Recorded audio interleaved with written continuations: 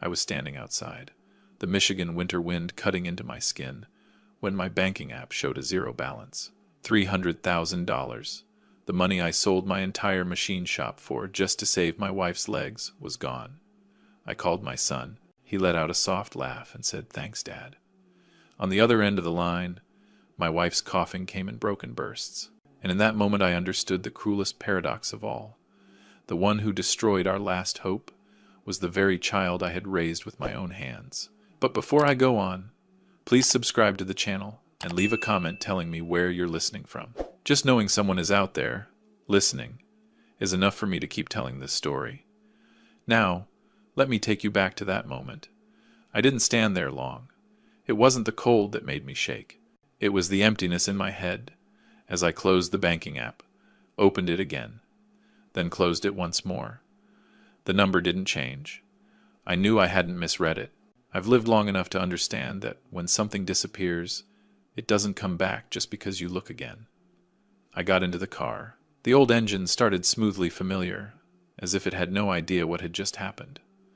I drove toward Tyler's apartment. The road was iced over. The tires slipped slightly at a few turns. I didn't turn on the radio. I needed to hear my own thoughts, even though they were scattered and heavy. On the way, I called him again.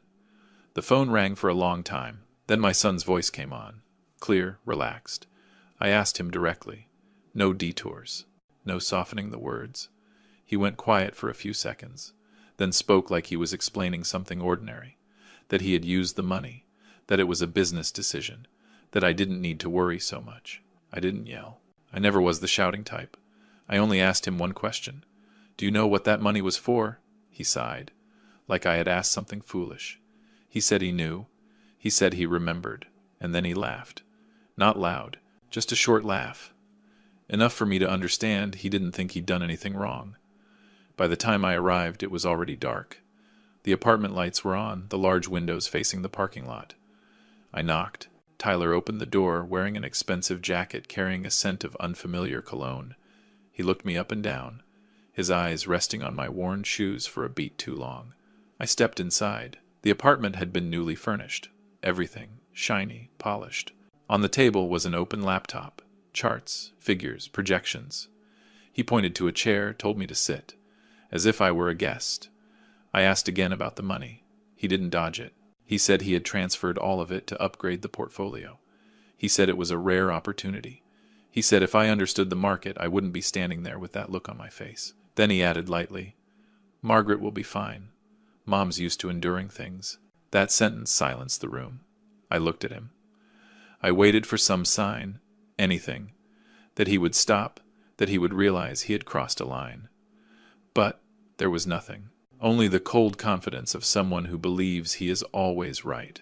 Chloe walked out from the bedroom, perfectly dressed, hair flawless. She greeted me politely, but from a distance. Then she spoke like she was reading a prepared announcement.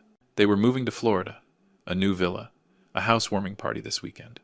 And oh, the guest list was already finalized. I asked what any of that had to do with me. She smiled and explained slowly, each word carefully chosen, that it was a party for people of the same level, that my and Margaret's presence right now would be inappropriate. She didn't say more. She didn't need to. I stood up. No one stopped me. Tyler turned back to his computer screen. Chloe adjusted the bracelet on her wrist. The room returned to its rhythm, as if I had never walked in at all. Outside, the wind was stronger. I sat in the car, my hands on the steering wheel, but I didn't start it right away. My phone vibrated. It was Margaret. I put her on speaker. She asked if I had talked to our son. I said yes. She coughed, long and exhausted. I heard every strained breath, as if it were counting down to something neither of us wanted to name. She said it was okay. She said we would find another way. She told me not to make a big deal out of it. I stared into the darkness ahead where the snow was starting to fall thicker. And in that moment I realized our last hope had been taken, not by a stranger, but by the one person I had never believed could do this to us. I drove home. The old house was quiet, the hallway light dim. I helped Margaret lie down, adjusted the blanket. She slept restlessly. I sat at the kitchen table, reopening old documents. Accounts, signatures, decisions I had signed with blind faith. Believing family was the safest place of all. That night I didn't sleep, not because of burning anger, but because one question kept repeating, steady and cold. If even my own son could break every boundary, how much longer could I remain silent?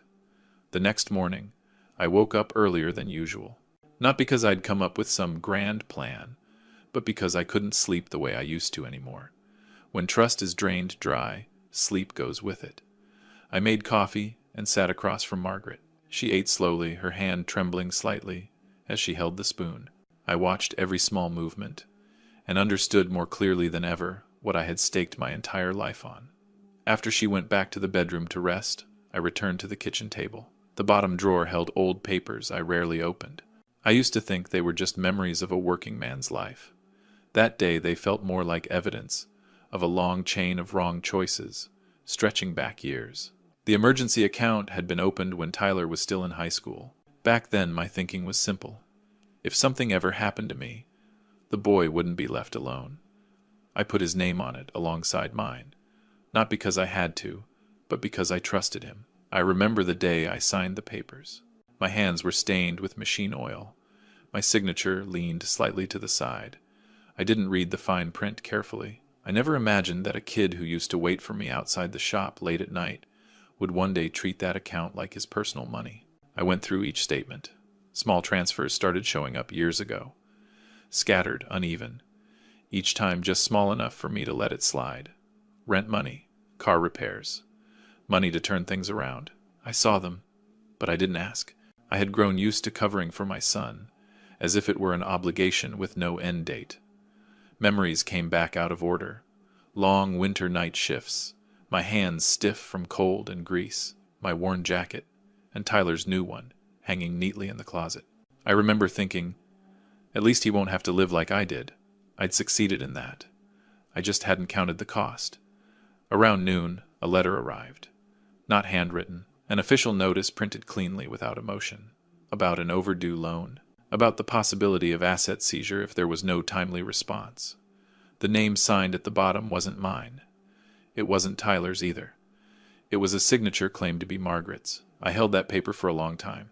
I know my wife's signature. I've seen it for 40 years. This one looked similar, but it wasn't hers. It lacked her familiar hesitation, the slight tremble at the end of the stroke. I sat down. For the first time, I felt something that could no longer be ignored. I called Tyler.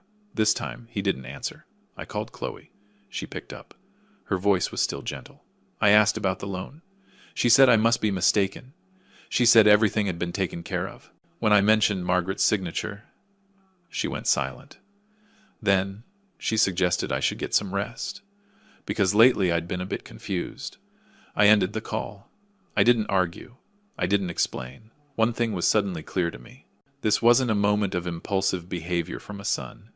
This was a lifestyle, a way of living built on draining whatever was left of others, and calling it success. That afternoon I drove slowly around the old neighborhood, rows of similar houses, peeling paint, slightly sagging porches. This was where I fixed neighbors' cars in exchange for dinner, where Margaret once planted flowers by the front door. I looked at my house and wondered, when did it become collateral for a life of luxury I had never even stepped into?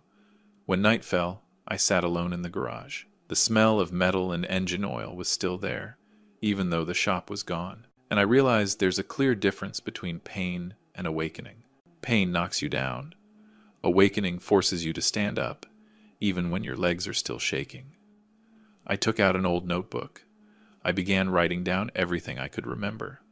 Dates, amounts, phone calls, seemingly harmless words.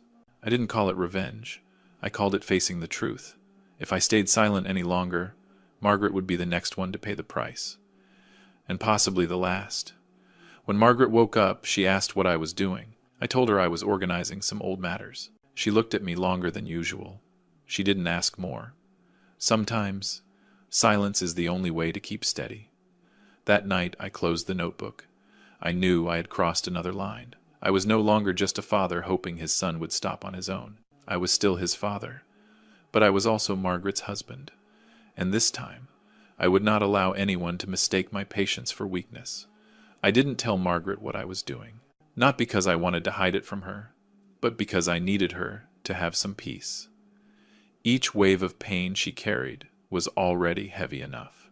I only told her I'd be going out a few mornings, taking care of some old matters. She nodded, held my hand. Her eyes still trusted me the way they always had. That trust made me move slower, more carefully. The first person I went to was Frank. We'd worked the same neighborhood once, fixing cars for neighbors. Later on, Frank moved into investigations for a financial insurance firm. I didn't need a long explanation. I just handed him the statements, the loan notices, and the signature that wasn't Margaret's. Frank looked at everything closely. He didn't say much. He only told me to bring anything else that might be connected. From that day on, my life split into two rhythms. During the day, I was still the tired old father, forgetful, slow. I replied to messages late. I spoke in fragments. I let Tyler believe I had accepted what was done. I even asked him to help with a few small things, sign a couple of papers. I did just enough to make him think I was weakening. At night, I sat with Frank. We traced every transfer, every invoice. The money didn't wander the way they thought it did. It moved straight from the emergency account to payments in Florida. Deposits, furniture, service fees. The figures lined up neatly, cold and precise. Frank told me evidence doesn't need to be loud. It only needs to be accurate. Some days Tyler came by the house. He brought fruit, a few polite questions. He told me I should rest more. He asked if I remembered signing certain papers. I nodded, confused. I kept a small recorder in my jacket pocket, not to trap him into saying anything extreme, but to capture the calm disregard in his voice. He wasn't careful. He thought I couldn't keep up anymore. Once he said everything would eventually be taken care of, that I should trust him, that Margaret didn't need to worry too much. I didn't respond.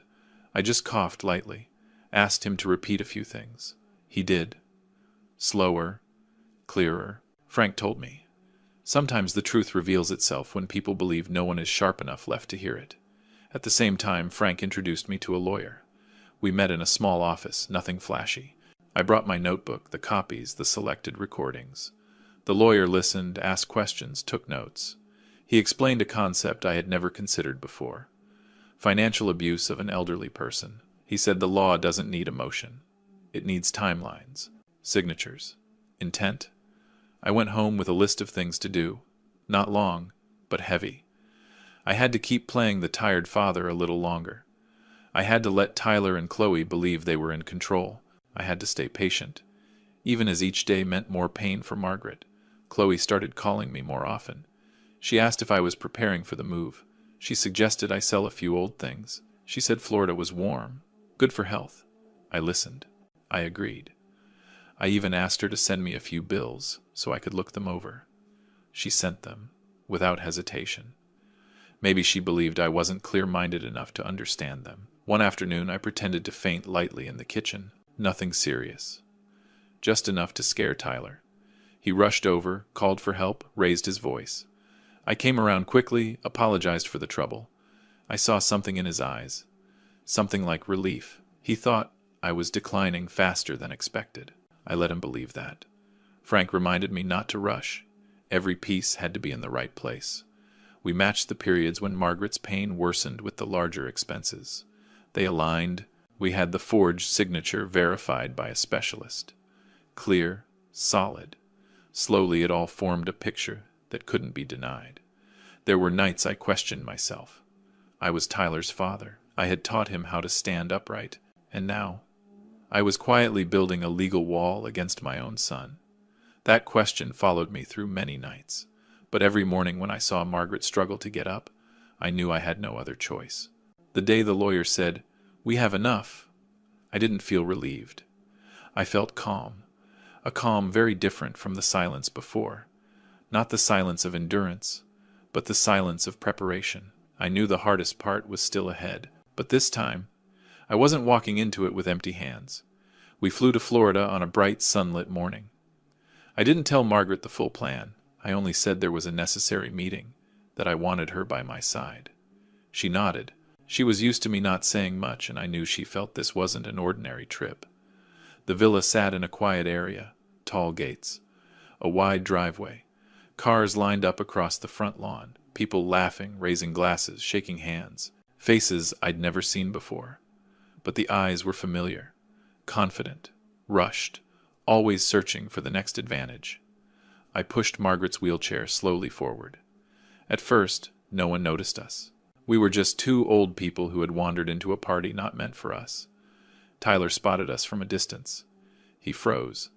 I could see the calculation pass through his face. Then he walked over quickly, speaking in a low voice, saying this wasn't a good time. I told him I was just there to congratulate him. I said I wouldn't stay long. My tone was calm, careful enough not to draw attention. He hesitated, then stepped aside. He still believed I wouldn't do anything else. Chloe appeared right after, that familiar smile, slightly tight. She bent down to speak to Margaret, asked about her health. I listened, but I didn't interrupt. I watched the way she positioned herself between us and the crowd, like she was blocking out an unwanted detail from her perfect picture. When all the guests had gathered, Tyler stepped onto a small platform in the center of the hall. He talked about his journey, his vision, his strategic partners. People applauded. I listened to every word, not because I believed them, but because I knew those words were about to be placed next to a very different truth. When it came time for the toast, I raised my hand. Not high, just enough for the host to see. I asked for a few minutes. Tyler turned toward me, a warning in his eyes. I nodded back, as if to reassure him. I pushed Margaret's wheelchair slightly forward. The lights shifted toward us. The room grew quieter. I didn't speak for long. I said I was Tyler's father. I said I was proud that my son had come so far. I said I only wanted to share a few images, so everyone could better understand the foundation of our family. I gave a signal. The screen behind me lit up. It wasn't what they expected. No growth charts. No yachts. Just Margaret's swollen legs photographed in a clinic room. Then medical bills. Then furniture payments, designer bags, service fees, placed side by side. Matching dates. The room didn't erupt. It sank, in the most uncomfortable way. I heard whispers. Tyler stepped forward, said there had been a misunderstanding. I didn't argue. I played the recording. Tyler's voice filled the hall, clear, calm, talking about how the money should be used more efficiently. I didn't add a word. I let the silence do its work. Chloe stood still. Her smile vanished. A man in the crowd set his glass down. Another leaned over to whisper a question.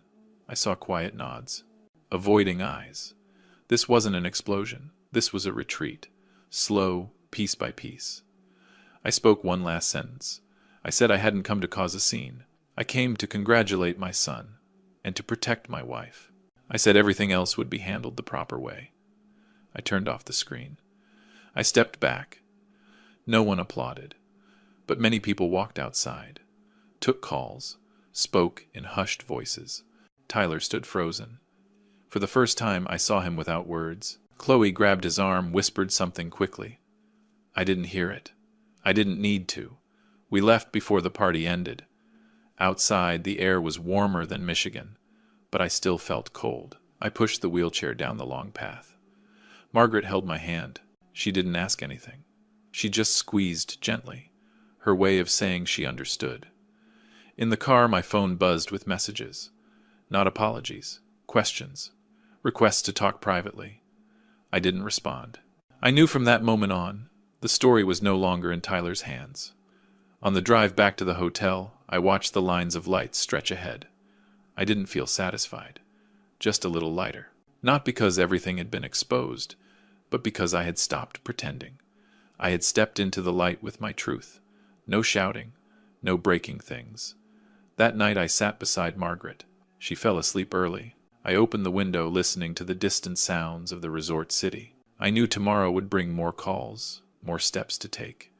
But in that moment I allowed myself to sit still. I had done what needed to be done. The rest, I left to time and the law, slow, steady, and certain. After that evening, things moved more slowly than I expected. But they were never chaotic. There were no loud confrontations, just official letters, brief phone calls, quiet meetings behind closed doors. I returned to Michigan, with Margaret carrying a deep fatigue, but no longer that hollow emptiness I had felt before. The lawyer called a few days later. He said the parties involved had begun protecting themselves. Partners who had smiled at that Florida party quietly withdrew their names. Some sent emails confirming they were no longer involved. I didn't feel joy. I simply noted it. I've lived long enough to know. When light shines in many things, retreat on their own. The legal process wasn't fast, but it was clear. Accounts were temporarily frozen. Loan records were reviewed. Margaret's signature was officially confirmed as invalid. I didn't have to speak much. I just provided what I had, in the right order, at the right time.